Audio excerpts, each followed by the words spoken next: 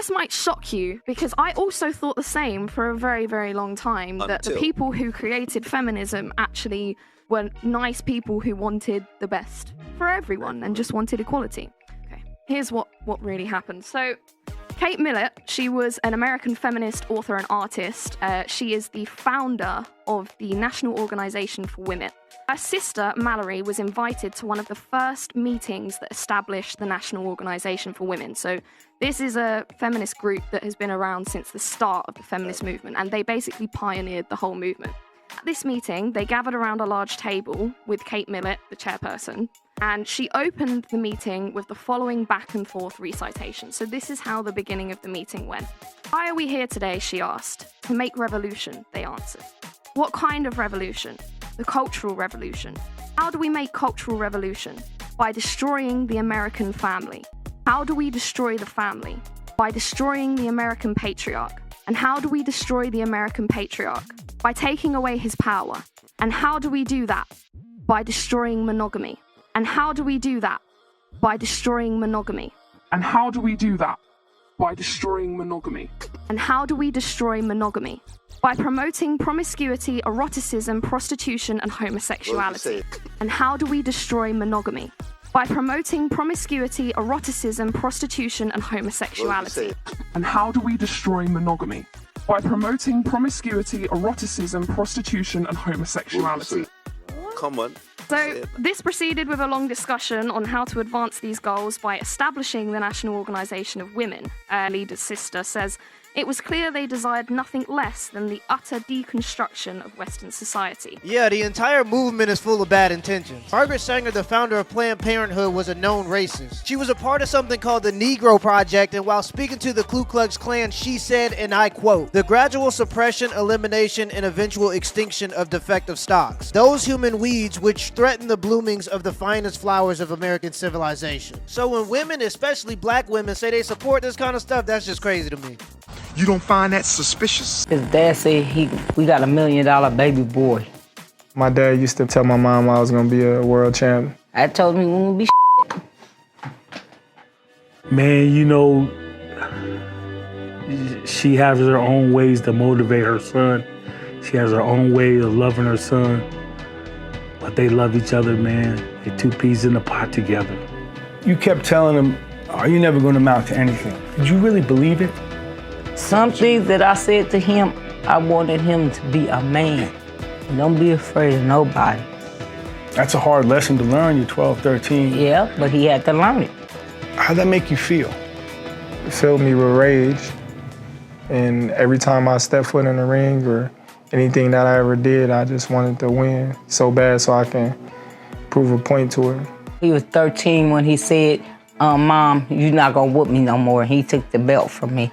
I grabbed the belt and told her, you ain't about to hit me no more.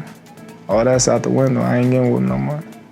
I paid the kids, I said, if y'all can whoop Bud, I give y'all $10 a piece. Couldn't none whoop him. You went out on the street. Yeah. What's now Bud Crawford Street. Yeah. And offered $10 to anyone who can kick my son's butt. Yep. And a lot of takers. Yeah, no kids in the neighborhood. Couldn't nobody whoop him. What did he tell you then? He told you, Mom, I told you I'm the best. Post-traumatic slave syndrome. Or you're not good enough, or... So I stayed angry. Post-traumatic slave syndrome. You once told me I was fighting for her approval, for her to tell me she was proud or happy, but she never would, so I stayed angry. Explain that to me. When she always telling you you're gonna lose, or you're not good enough, or you're gonna get your ass kicked, or things like that, it's like, okay. When I win this tournament, she gonna say, congratulations, or good job, or I'm proud of you. But it never happened. What he remembers is all those years wanting for you to say, I love you. Yes. Yep. Yes. And you didn't do it. Nope. I grew up not liking the word. Why? I don't know. Never liked the hugs growing up as a kid. I never liked nobody to kiss me growing up as a kid, and it just grew with me as I got older. She hated that word. She said love is pain. Her support was in a different type of way, you know. It was in a negative way, but when I got older, I noticed that it was her negative way that pushed me to be great. Would you be Terrence Crawford, the champion we know, if it weren't for that dynamic with you and your mom? I think she just put the little extra fire, you know, on top of the fire that I already had. You made him champion. He made himself champion. Towards young girls who are just starting life. So many young girls and are worthless. This agenda is why this agenda surgery are women. More than 1 in 4 women have had plastic surgery done. That's 26% of the women in the United States. This Barbie agenda has severely affected the female population. It has guided so many women on a route of self-worship and materialism. Knowing this is what the Barbie brand was used for and seeing all the hype behind the movie, I was interested to see just what agenda. Watching the Barbie movie, you quickly realize what agenda is being pushed through it. The same agenda we have been seeing all over pop culture. It's obvious this movie was created with a goal. It's more Masonic program for the women's mind. Believe it or not, this movie is pushing the agenda needed for the new Masonic world order. The Masons are trying to invert everything that God has created. They want women to be men and men to be women. This is an agenda that is becoming obvious. Even the director and screenwriter opens, but Greta admitted to Barbie and Ken representing Adam and Eve. Vanity Fair. Greta Gerwig is a director and screenwriter of the new Barbie movie. During a Vanity Fair interview, Greta admitted to Barbie and Ken representing Adam and Eve. If you read the Bible, then you should know God created Adam first and then created Eve using one of Adam's ribs. But Greta admits that in Barbie, she purposely flipped it and that Barbie was created first, with Ken coming after. In a subtle way, Greta just admitted her movie is inverting the fundamentals of God. This is what Lucifer does. He inverts what God created, and this is exactly what this movie is used for. So no one's surprised. We can find her. This is what Barbie World is in the movie, the New World Order. Before we start talking about the actual movie, the agenda being pushed in this movie could be spotted in the first few minutes of watching the movie. In the movie, stereotypical Barbie lives in Barbie World. Barbie World is a world that's entirely ran by women. All of the positions of power in the Barbie world are held by women, while men have no power and basically just sit at a beach doing nothing. According to Greta, Barbie World is essentially the Garden of Eden, a paradise. In her own words, it's like a place with no pain, suffering, aging, or death. So essentially, they're making it appear like the men are the problem, and that men are the ones that are not allowing a paradise. In the Bible, Eve was who ruined the Garden of Eden by eating the fruit, but in the movie, Barbie World is ruined by Ken, once again inverting God's word. This movie tries to create the idea that men are the problem and that men should be more like women.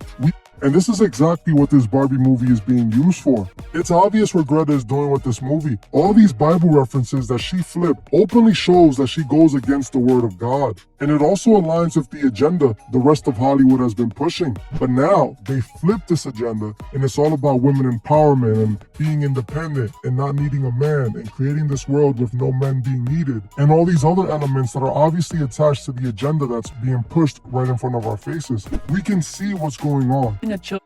It's still made for kids because it's about a kid's toy. Barbie are dolls for little girls. So if they made a Barbie movie, you would expect that most of the people that would go watch it are gonna be little girls. It's a Barbie movie. So the fact that they have all of this adult themes in it, it lets you know that this is exactly what they're trying to litter your children's mind. That's because of the agenda that they were programmed as. The only thing on the outside of that is the posters for the Barbie. Kids to think about. This is the questions they want these kids to have, you know? Yeah, and when you mentioned earlier about how Barbie Land was kind of similar to the Garden of Eden, that really stuck out because one of the posters for the Barbie movie shows Barbie Land like within this clouded heart, and everything inside of there is sunny. Even the water that's attached to that part of land is nice and blue, and everything on the outside of that is very dark, discolored, probably not a place you would want to be. And on top of all of that, the gymnastics Barbie, she's the Barbie that Barbie goes to ask for help when she's not too sure about what she wants to do, because I guess all these things are going wrong in her life now. When she gets to this Barbie, the gymnastics one, when she gets to the gymnastics Barbie, she's not like the other Barbie. She's a little bit more off than the other Barbies. And on the movie poster for this character herself, you can see that she's there in the picture with a circle around her eye, and she's wearing snake boots. This is the same Barbie who tells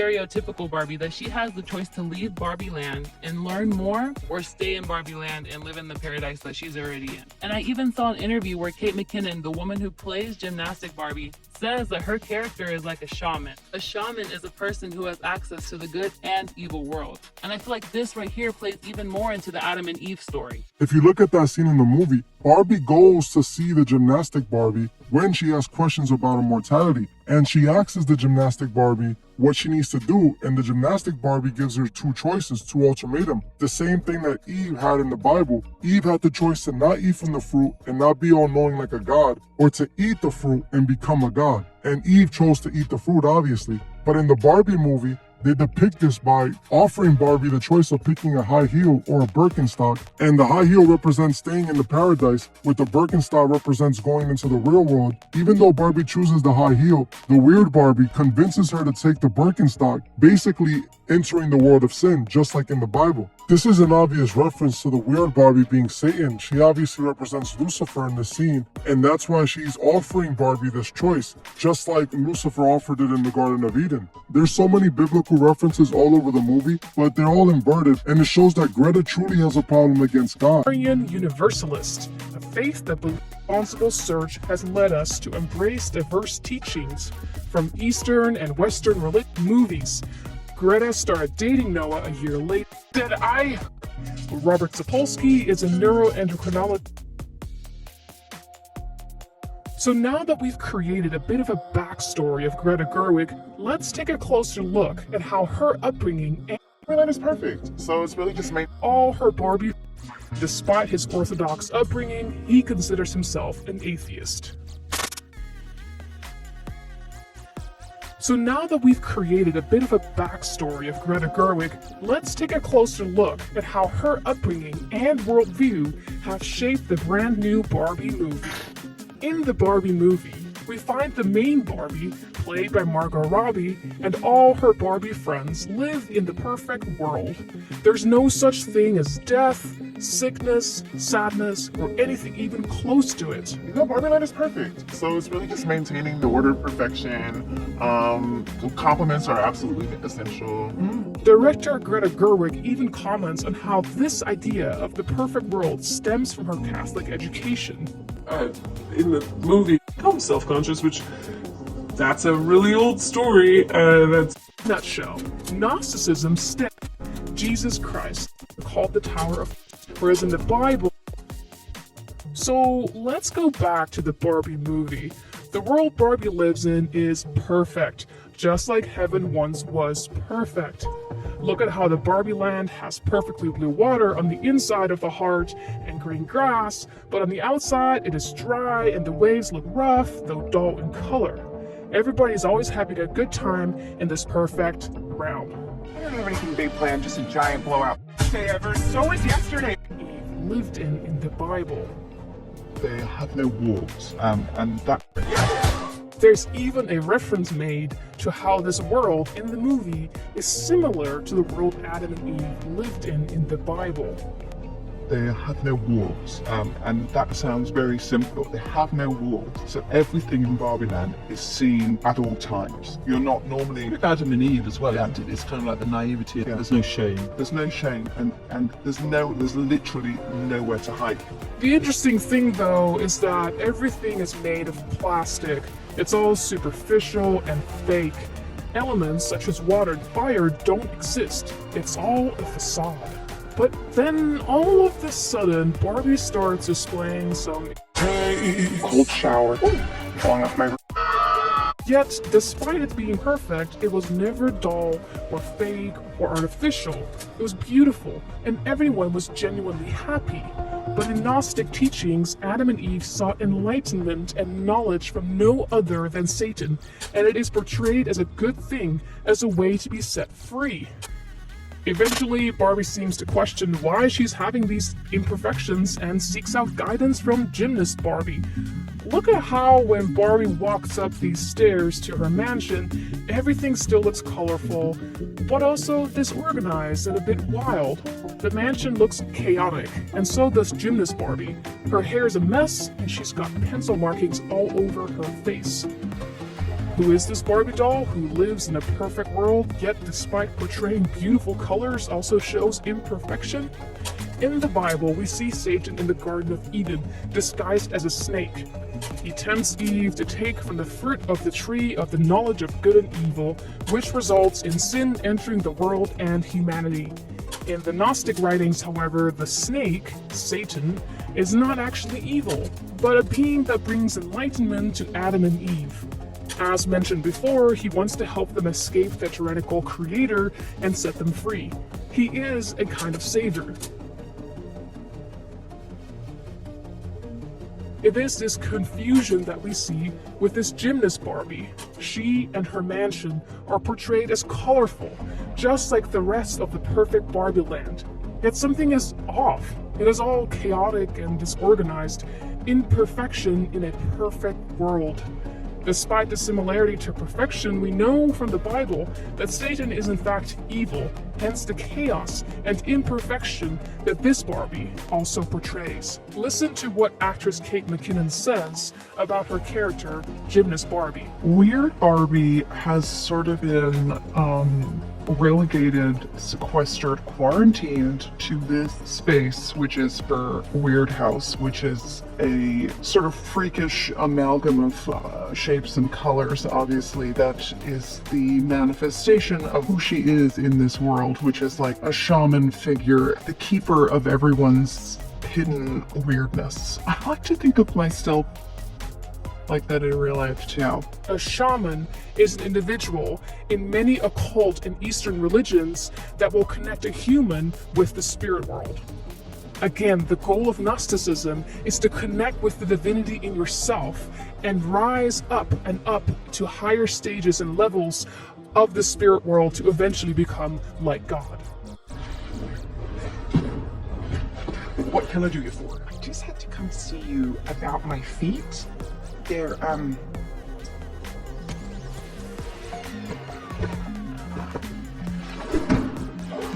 flat. Yeah, never seen that before. Is he? What do I have to do? You have to go to the real world. You can go back to your regular life and forget any of this ever happened, or you can know the truth about the universe. The first one, the high heel. No, we'll do a redo. You're supposed to want it.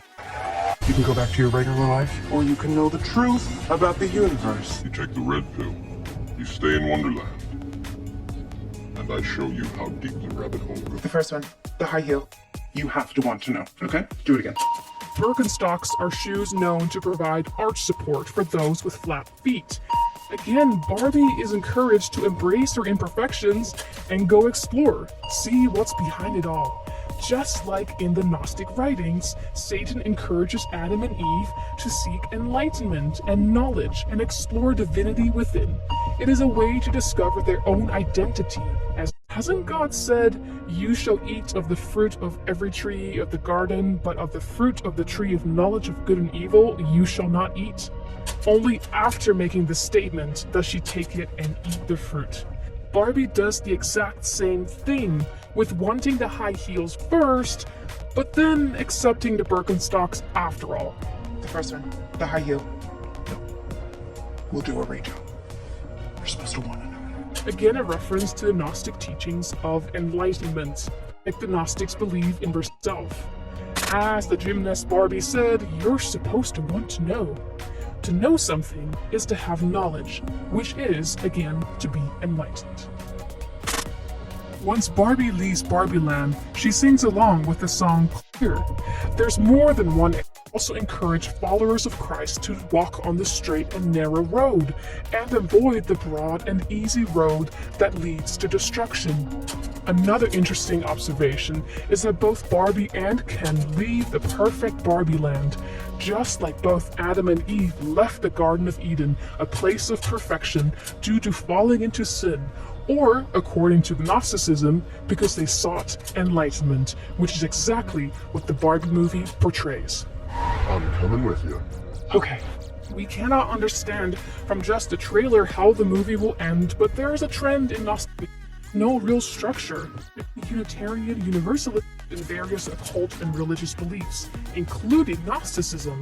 It represents a connection between heaven and earth, again a reference to the Gnostic beliefs of having divinity within and the goal of reaching a higher and still higher state of such, until they can become like God. On the left of it, we see a photo of an art piece of the egg of the universe. In Gnosticism, it is believed that this egg contained a giant serpent that kept the egg warm. In the Bible, the serpent is a symbol of Satan. You can also see in the Barbie movie. So why is the fact that this movie has Gnostic ideologies a problem, or the fact that a trans woman plays one of the Barbies and that there's a big push for gender fluidity? It is a problem because there is such a thing in our brain called mirror neurons. The name mirror neuron comes from the fact that they fire both when you do something and when you watch someone doing something, even if you don't move a muscle. Basically, it's as if they mirror the neural activity of the person actually doing the thing. In other words, by beholding, we become changed. But we all, with unveiled face, beholding as in a mirror the glory of the Lord, are being transformed into the same image, from glory to glory, just as by the Spirit of the Lord. If by beholding, why would a country decide to block an entire movie over a map that is not even that well noticeable in the trailer? It's because they know how it affects the subconscious and how it can lead people to